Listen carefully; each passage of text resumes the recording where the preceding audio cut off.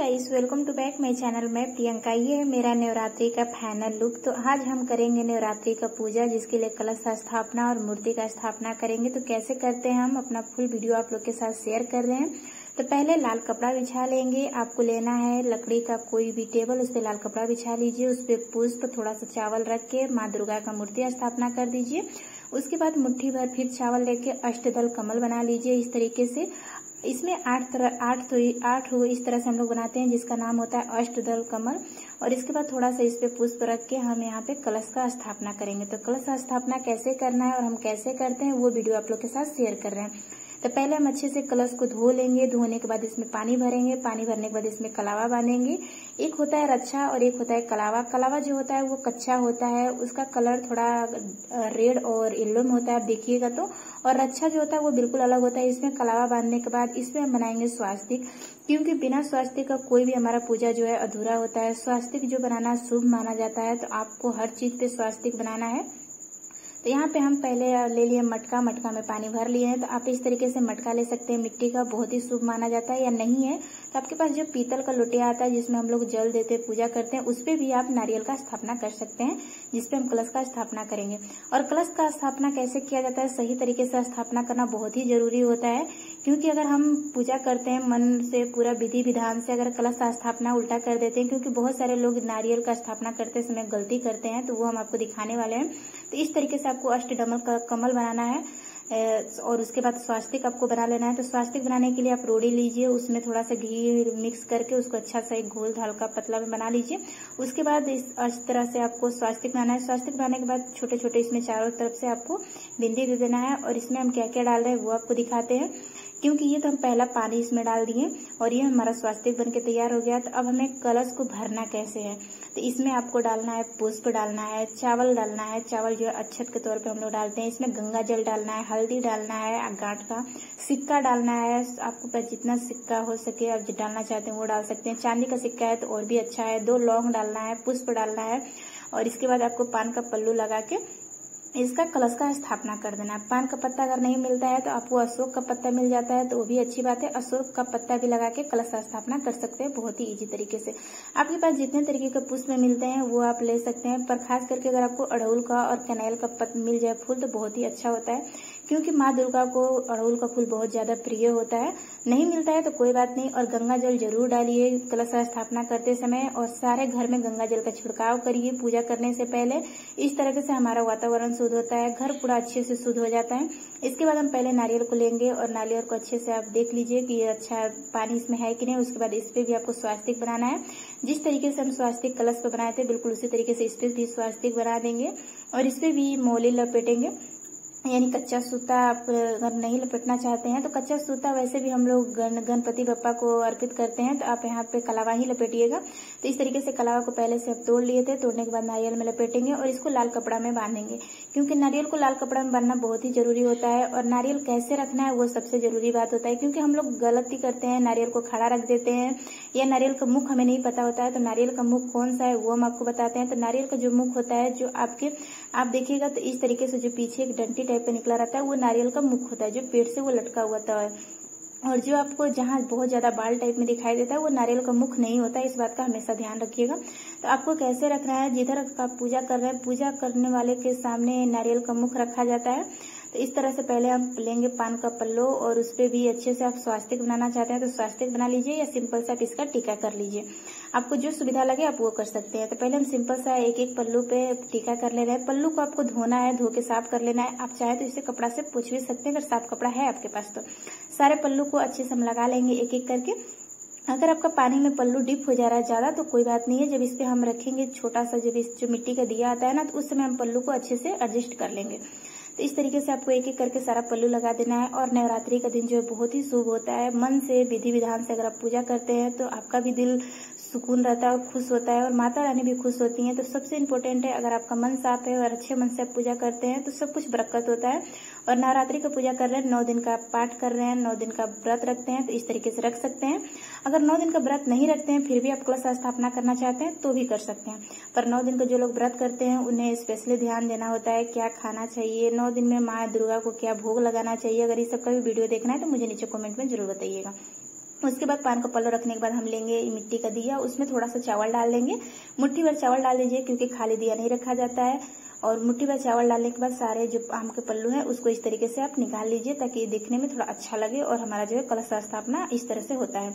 और इसके बाद हम नारियल को लेंगे, नारियल में थोड़ा सा कपड़ा लपेट लेंगे। आपके पास जो कपड़ा पड़ा हुआ है या मार्केट से लाइए, चुंदरी पड़ा हुआ है माता रानी के लिए जो आप खरीदते हैं अलग से, और माता रानी के लिए आप नारियल पे भी वो चुंदरी लपेट सकते हैं, तो उस चुंदरी को भी आप चाहें तो इसमें नारियल में लपेट सकते हैं। तो इस तरीके से हम चुंदरी लिए हैं, उसको डबल फोल्ड करके नारियल पे लपेट दे रहे हैं क्योंकि नारियल को आपको खाली नहीं रखना है और आप यहाँ पे रख दीजिए इस तरीके से। और इस बात का ध्यान रखिएगा कि जिस तरह से आपको पूजा करना है, पूजा करने वाले के सामने मुख होता है नारियल का। नारियल को रखने के बाद ये हमारा हो गया फाइनली कलश स्थापना। कलश स्थापना कैसे किया जाता है आपको बहुत अच्छे से समझाए हैं और इस तरीके से आप कलश स्थापना कर सकते हैं। कलश स्थापना करने के बाद माता रानी को चुंदी उड़ा देंगे। चुंदी आपको बिल्कुल नया लेना है और आप यहाँ पे चाहें तो आर्टिफिशियल माला का भी इस्तेमाल कर सकते हैं अगर आपको फूल नहीं मिल पाता है तो। मेरे पास आर्टिफिशियल माला का हम इस्तेमाल नहीं करेंगे क्योंकि मुझे फूल बहुत ही इजीली मिल जाता है, तो हम यहाँ पे माँ के लिए ताजे फूल से माला बनाएंगे। अगर आप ताजे फूल से माला नहीं बना पाते हैं, कोई प्रॉब्लम है, तो आप यहाँ पे आर्टिफिशियल माला का इस्तेमाल कर सकते हैं, पर कोशिश करिए कि माता रानी को 1-2 जरूर फूल अर्पित करिए क्योंकि फूल अर्पित करना बहुत ही जरूरी होता है। इस तरह से माता रानी को श्रृंगार करेंगे। आप चाहें अगर जो लोग शादीशुदा हैं तो वो लोग सुहाग का सामान भी चढ़ा सकते हैं माता रानी को। एक एक चीज इसमें हम आपको बताते जाएंगे। और जो लोग कुंवारी कन्या है तो इस तरीके से नवरात्रि का पाठ कर सकती हैं, पूजन कर सकती हैं मन से। तो पहले अब देखते हैं जौ को हम उगाएंगे कैसे, क्योंकि सबसे जरूरी होता है कलश स्थापना करने के बाद जौ। आप चाहें तो कलश स्थापना कर रहे हैं तो आप इस तरीके से जो आता है ये लेके इस पे भी कलश को रख सकते हैं जौ उगाने के बाद, या सिंगल से भी आप जौ उगा सकते हैं। तो हम सिंगल से जौ उगाना चाहते हैं तो इसलिए अलग से उगा रहे हैं। आप इसके ऊपर भी, जौ के ऊपर भी कलश स्थापना होता है, इसके ऊपर भी कर सकते हैं। इसके बाद कलावा को हम अच्छे से लपेट देंगे इसमें और इसको भी स्वास्तिक बनाएंगे। जो भी आप मिट्टी लीजिएगा उस बात का ध्यान रखिएगा, मिट्टी को झाड़ के और साफ सुथरा बिल्कुल मिट्टी होना चाहिए। गंदी जगह का मिट्टी कभी भी मत लीजिएगा जवारे बोने के लिए, क्योंकि जवारे जो होते हैं वो भगवान स्वरूप होता है। कलश स्थापना करते हैं वो भी भगवान स्वरूप होते हैं, एक एक में सब भगवान बसे हुए होते हैं। तो इसलिए आप जो भी करते हैं मन से, दिल से करिए, साफ मन से करिए। और मिट्टी को अच्छे से हम ले लिए, उसके बाद इस पे भी स्वास्तिक बनाएंगे। आपको जो भी चीज इस्तेमाल करना है सब पे स्वास्तिक बनाना है दिल से। तो इस तरीके से आप इसको कर लीजिए और आप चाहें तो इसको धो लीजिएगा तो और भी आसान रहेगा, क्योंकि धुलने के बाद ना इस पे जो हम स्वास्तिक बनाते हैं वो बहुत अच्छे से बन जाता है। तो इस तरीके से स्वास्तिक बनाने के बाद इसमें हम जवारे बोएंगे। तो जवारे आपको ऐसा लेना है जो बिल्कुल फ्रेश हो, क्लीन हो। आपको भुना हुआ जवारे नहीं लेना है जिसमें कीड़े लगे होते हैं, क्योंकि वो जवारे जो है बहुत अच्छे से उग नहीं पाते हैं। तो आपको कैसे जवारे उगाना है और अच्छे सब जवारे कैसे उगा सकते हैं वो हम आपको दिखा रहे हैं। और कोशिश किए हैं कि जितना अच्छे से हम पूजा करते हैं विधि, वो एक एक विधि आप लोग के साथ शेयर करें। और जो भी आगे आप लोग को जानना होगा पूजा विधि के बारे में तो आप मुझसे पूछ सकते हैं। तो इस तरीके से स्वास्तिक बनाने के बाद इसमें पहले पानी डालेंगे, क्योंकि पानी डालने के बाद हम मिट्टी को गीला करेंगे। इसके बाद इसमें जवारे बोएंगे, क्योंकि गीला मिट्टी में जवारे बोएंगे ना तो जो जवारे होते हैं बहुत जल्दी उपजते हैं और जवारे जो है भगवान स्वरूप होते हैं। तो माता रानी का आप दिल से पूजा करिए, मन से पूजा करिए, सबसे जरूरी है। तो पहले मिट्टी को हम अच्छे से बराबर कर लेते हैं। बराबर करने के बाद इसमें पानी डालेंगे। ये नहीं कि आपको बहुत ज्यादा पानी डालना है, पानी बस थोड़ा सा डालिए मिट्टी को गीला करने पर। ज्यादा पानी डाल दीजिएगा तो जो मिट्टी है बहुत ज्यादा गीला हो जाएगा, तो हो सकता है कि जवारे हमारे उतने अच्छे से न उगे। तो हमें अच्छे से जवारे उगाना है, तो आपको बिल्कुल मिट्टी को ज्यादा गीला नहीं करना है, हल्का से गीला करेंगे। तो इस तरीके से साफ बर्तन में पानी लीजिए, आप या लोटिया में पानी ले सकते हैं। अगर आपको चापाकल का पानी मिल जाए तो और भी शुद्ध है, नहीं मिलता है तो कोई बात नहीं, आपके पास जो भी पानी है उससे आप कर सकते हैं पूजा। तो इसके बाद हम इसमें सारा पानी डाल के थोड़ा थोड़ा पानी डालेंगे और छींटा मारेंगे जवारे बोने के लिए। तो पहले थोड़ा सा जवारे हम इसी तरह से बिखेर ले रहे हैं ताकि जब पानी डालें तो ये जो जवारे हैं वो नीचे अच्छे से दब जाए। उसके बाद फिर ऊपर से हम इसको मिक्स करेंगे। तो कैसे करेंगे वो आपको दिखाते हैं। तो ये देखिए थोड़ा थोड़ा करके पानी डालना है, ज्यादा नहीं डालना है, बस इतना डालिएगा कि जो मिट्टी है बहुत अच्छे से भीग जाए। तो इस तरीके से पानी डालिएगा तो जो मिट्टी है अपने आप पानी अब्जॉर्ब कर लेगा अपने अंदर जितना उसको चाहिए। अगर आप ज्यादा डाल दीजिएगा तो जो मिट्टी है वो बहुत ज्यादा गीला हो जाएगा। तो ये देखिए हम इस तरीके से घुमा दिए हैं तो जो मिट्टी है बहुत ही अच्छे से अपने अंदर पानी को जितना इसको चाहिए उतना अब्जॉर्ब कर लिया है। अब इसको हाथों से मिक्स करेंगे। मिक्स करने से ये होगा कि जो जवारे हैं बहुत ही अच्छे से मिट्टी में मिक्स हो जाएंगे। तो जो उपजने वाले जवारे होंगे बहुत अच्छे से उपज जाएंगे, या 1-2 जवारे जो है आपको खराब हुए होंगे, कीड़े लगे होंगे, तो भी वो खराब नहीं होगा, अच्छे से उपज जाएगा। तो सारे जवारे डालने के बाद इसको हम अच्छे से हाथों से मिक्स कर लेंगे। इस तरीके से आप उंगली से या आप हाथों से अच्छे से इसको मिक्स कर लीजिए। मिक्स करने के बाद इसके ऊपर थोड़ा से और आप जवारे डाल के, ये हमारा जो है जवारा वाला जवारे जो हम बोते हैं जो, वो हमारा काम हो चुका है।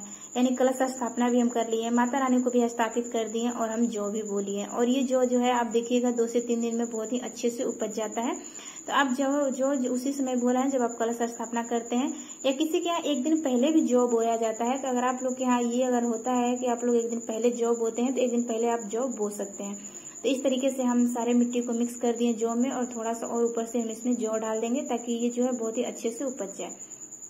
और माता रानी का जो थोड़ा सा जो चुंदी है उसको सही कर दिए थे। और यहाँ पे फिर से अष्टदल कमल बनाएंगे, क्योंकि जौ को हम रखने के लिए अष्टदल कमल जरूर बनाएंगे। तो आप मुट्ठी भर चावल लीजिए और बनाइए। इससे जो है स्वास्तिक बनाना और अष्टदल कमल बनाना बहुत ही शुभ माना जाता है पूजा में। और अष्टदल कमल बनाना बहुत ही आसान है। बस आपको मुट्ठी भर चावल लेके आपको एक तरह से गोल करके रख देना है, और उसमें फिंगर की सहायता से बस इस तरीके से लाइन खींचते हुए जाइए। और देखिए कितना प्यारा हमारा जो है अष्टदल कमल बनके तैयार हो जाता है। तो ये देखिए कितने प्यारे से बन गया। अब इसके बाद हम यहाँ पे जौ को अपने रख देंगे, और हमारा जो है जौ स्थापना भी हो गया। तो चलिए अब देखते हैं पूजा कैसे करना है माता रानी का दिल से। और उसके बाद थोड़ा सा चुन्नी को सही कर देते हैं। चुन्नी जो है इधर से उधर हो रहा है, माता रानी का जो मुख है वो ढक जा रहा है, तो इसीलिए चुन्नी को सही कर दिए। फिर से टेबल को साफ कर लेंगे, यानी जो कपड़ा पे चावल बिखरा हुआ है उसको अच्छे से साफ करेंगे। उसके बाद नवग्रह का स्थापना करेंगे। आप चाहें तो नवग्रह का स्थापना कर सकते हैं, नहीं अगर करना चाहते हैं तो कोई बात नहीं, आप इस तरीके से सिंपल तरीके से भी पूजा कर सकते हैं।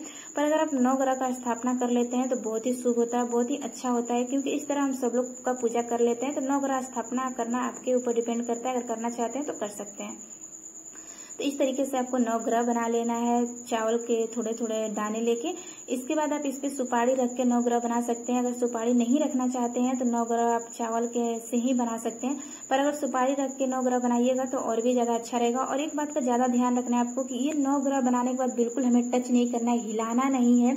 आप इस पे पुष्प माला सब कुछ अर्पण करिएगा, बाकी बहुत ही सावधानी से करिएगा, क्योंकि जो नवग्रह है उन्हें स्थापना करने के बाद और कलश स्थापना करने के बाद ये सबको हमें हिलाना डुलाना नहीं रहता है, एक जगह का एक जगह आपको छोड़ना रहता है। तो इस तरीके से अच्छे से आप गुलाई देते हुए नवग्रह का स्थापना कर लीजिए। और सबसे बड़ी बात है यहाँ पे गणपति बप्पा का अगर आपके पास मूर्ति है तो बहुत ही अच्छी बात है, क्योंकि बिना गणपति बप्पा के हमारा जो है नवरात्रि का पूजा सफल नहीं होता है। तो इस तरह से एक एक करके हम सुपारी रख दिए हैं। और ये सारा जो है पूजा का सामान आपको किराना स्टोर पर इजीली मिल जाता है।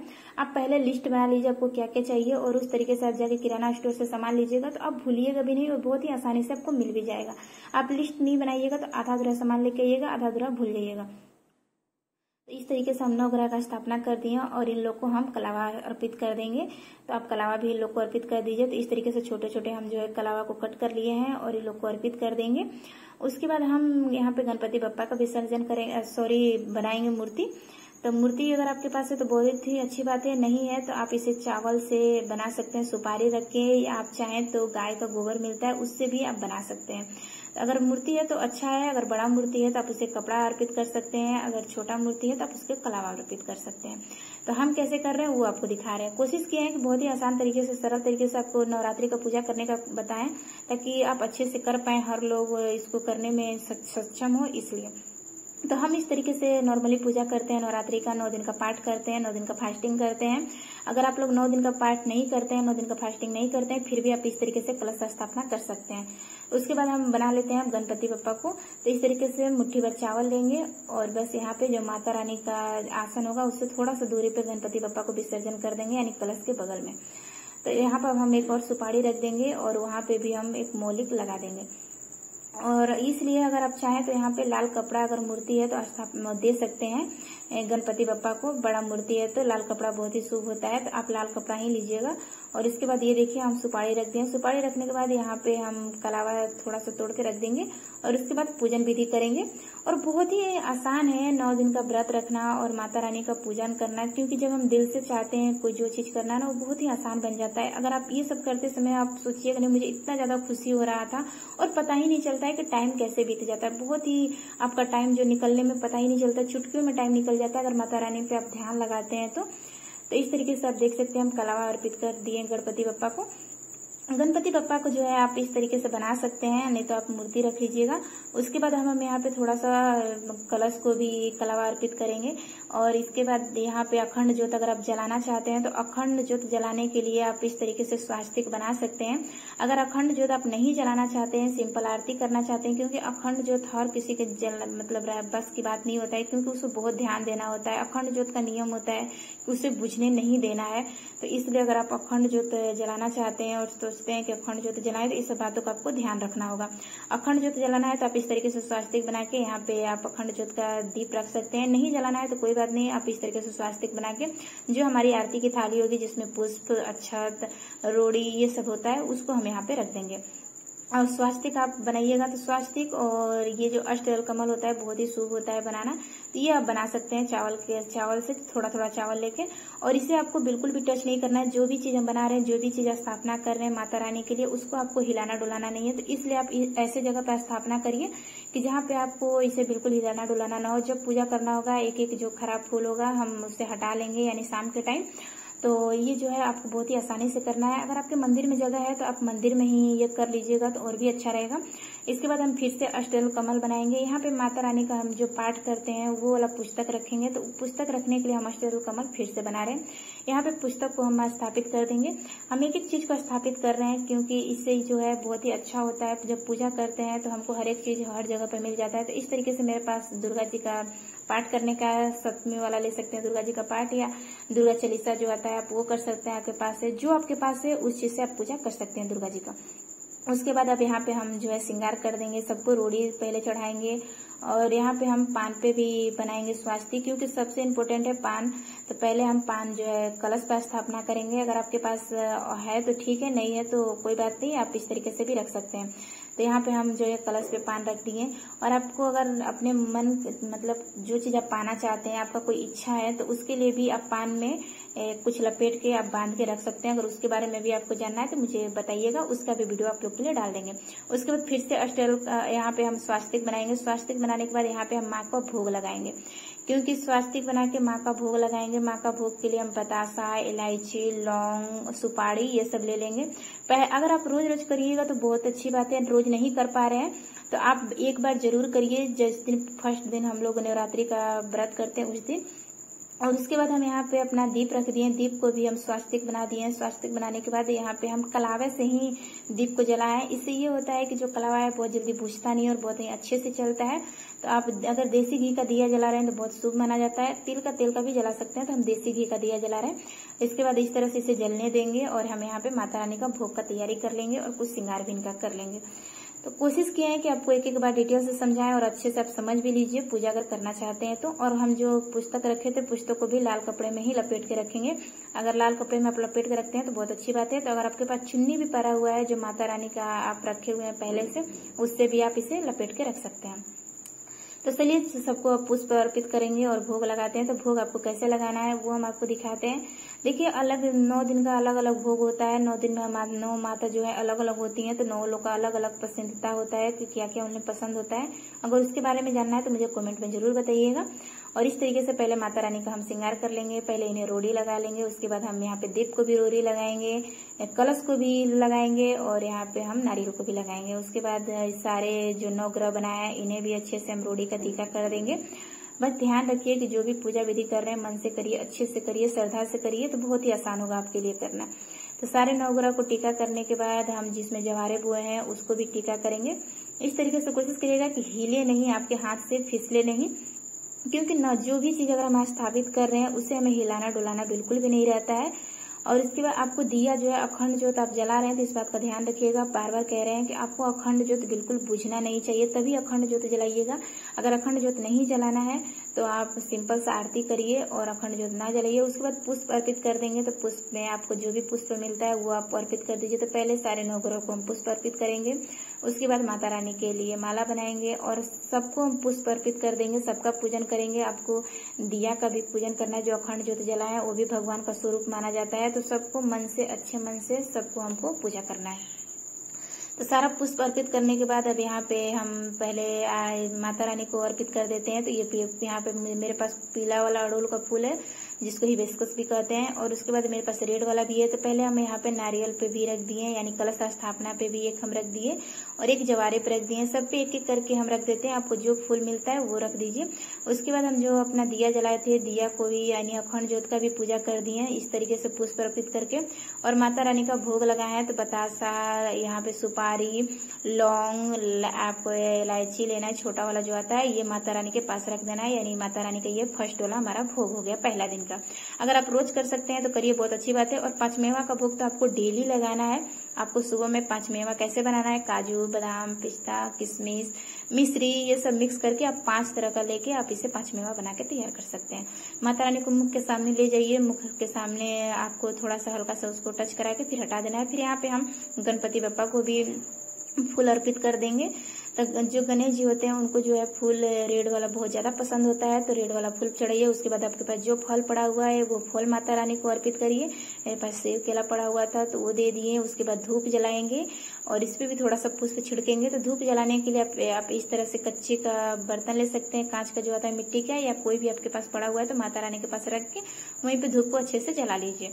और धूप, बाती, अगरबत्ती आप जो भी जला रहे हैं थोड़ा साइड में जलाइएगा, ताकि जो है नवग्रह पे या साइड में कलश वगैरह पे उसका कुछ भी प्रभाव ना पड़े।